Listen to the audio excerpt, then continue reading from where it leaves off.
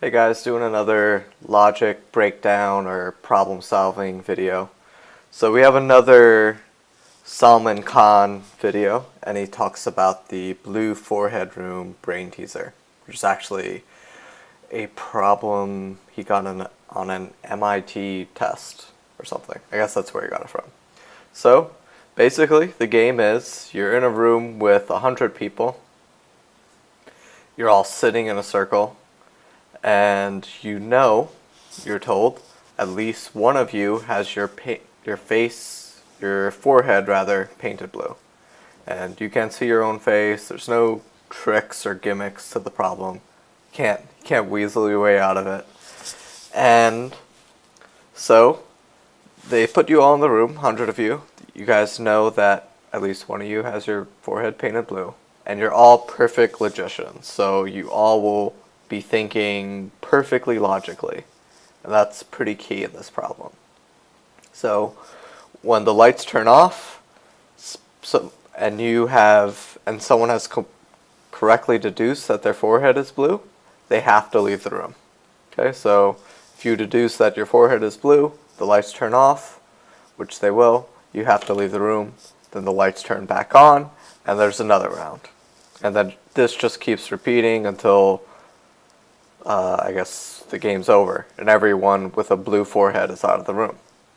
Which in this scenario would be every single person. So 100 people in a circle, they all have a blue forehead. How do they figure this out? How and why?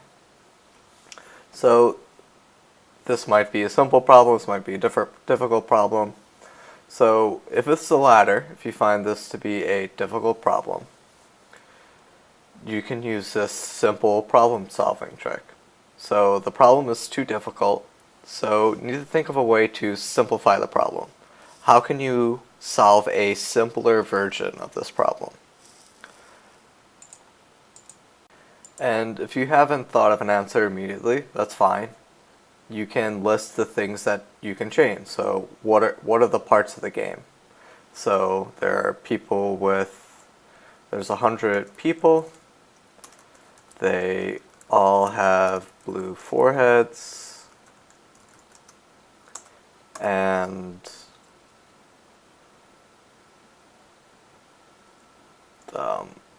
at least one has a blue forehead. Okay, so these are basically the rules of the game. There's one more which is kind of irrelevant. So which one of these can you simplify? If you change this, could the problem be simpler? If you change this, could the problem be simpler? If you change this, would the problem be simpler? And you might hit upon the answer that the one that makes the most sense to change is this. So kind of a two-step process. One, realizing it's too difficult and simplify. And two, listing the things you can simplify if the answer doesn't immediately come to you. And once you list them, you kind of figure out which one makes the most sense, what would actually simplify it. So you could take this number 100 and you could turn it into two people. If two people were playing this game, how would it work out? And from there, you'll learn important principles that you can take with you. Okay, so try and model the two-person problem on your own and figure it out. So you could pause at this point or think about it.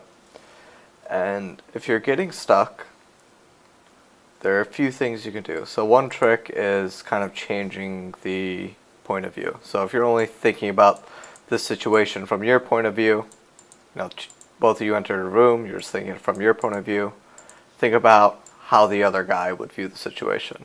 Or if you're only thinking about it from his point of view, think about it from your point of view, which I'm not sure if that will help, but I think the first one will be more helpful. And just keep in mind the other guy is thinking perfectly, so if you solved it for 2 people, you can move up to 3 people. And then after you solve it for 3, you'll probably get the answer for 100 people, or you might even have the answer now. it doesn't matter how fast you get the answer. It's just there's always these tricks to kind of simplify or move around problems. Like, it's great to get it fast, but if you know the tricks and or the proper methods, you can solve problems that are initially too difficult for you by simplifying and changing point of view and visualizing the problem. If you're still struggling with this problem, draw it out, like Salman Khan does, which is so great. It's how he draws out the problem, lets you visualize it, and draws these sketches and shit. So visualize the problem. You still don't have the answer, and then I will let you guys see the solution. And if you guys want to see the whole vid, I'll post a link to both of the Salman Khan vids in the description. So hold on. Okay, so if you guys still want to think about it, pause the video here. Otherwise, I'm going to play it out. So the question was, what happens? And actually, maybe a even more interesting question is, why does it happen? So I'll answer the first, what happens? And this, if you just take the answer and you don't know why, it almost seems mystical. Is that essentially the light gets turned on and off 100 times, and then after the 100th time that the light gets turned on, so 100 times, after the 100th time that the light gets turned on, and the lights get turned off again, all of them leave. They all leave. They have all after. So I mean, it's kind of weird, right? Let's say I'm one of them, or you're one of them, right? I go into this room. Okay, so that's the solution, and he breaks down the two-person problem as well. Right here, I think. People now. So right when let's put ourselves in the heads of this guy, right behind the blue forehead. That's where we're sitting.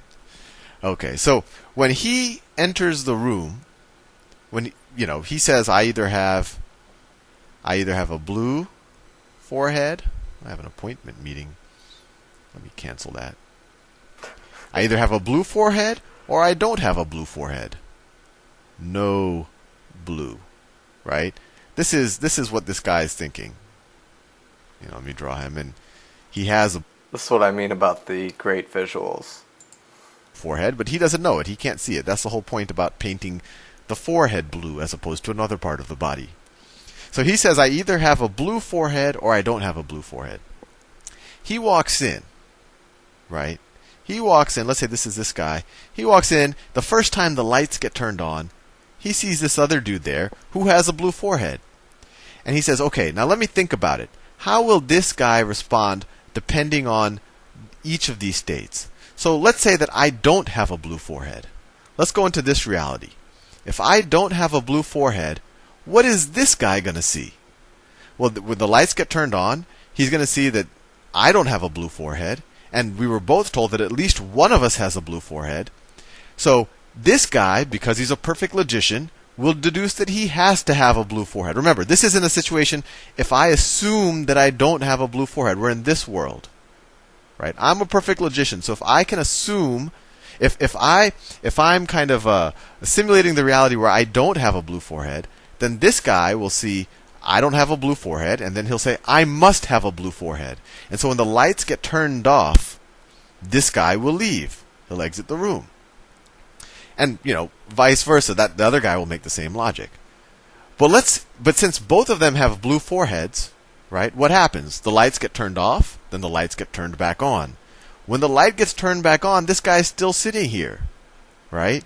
And I just determined that if I didn't have a blue forehead, and this is me, if I didn't have a blue forehead, this guy would have left, right? Because he could have said, "Oh, I must be the only guy with a blue forehead." So he would have left. But since he didn't leave, I now know that I have a blue forehead. So then the second time that the lights get turned off, or after the second time that the lights get turned on, I can deduce that I have a blue forehead, and then when the lights get turned off again, I'll leave. And this guy, he's a perfect logician, so he makes the exact same conclusion. Okay, so this just goes on and on and on. So the way I do these videos are slightly different than Salman Khan. I show you the methods and then kind of have you try and implement them on your own to try and solve it on your own. I think this way gives you the ability to use these methods in other problems, knowing what they're called, actually trying to implement them to problem solve on your own. Hope you guys enjoyed the video. As always, if there's anything that, is there any video that you love or hate that you'd love me to break down? I'd be happy to do it. I'm always looking for new material, so email them to me at daryl.jace@yahoo.com, or just put it in the comments or tweet or Facebook, whatever. Peace.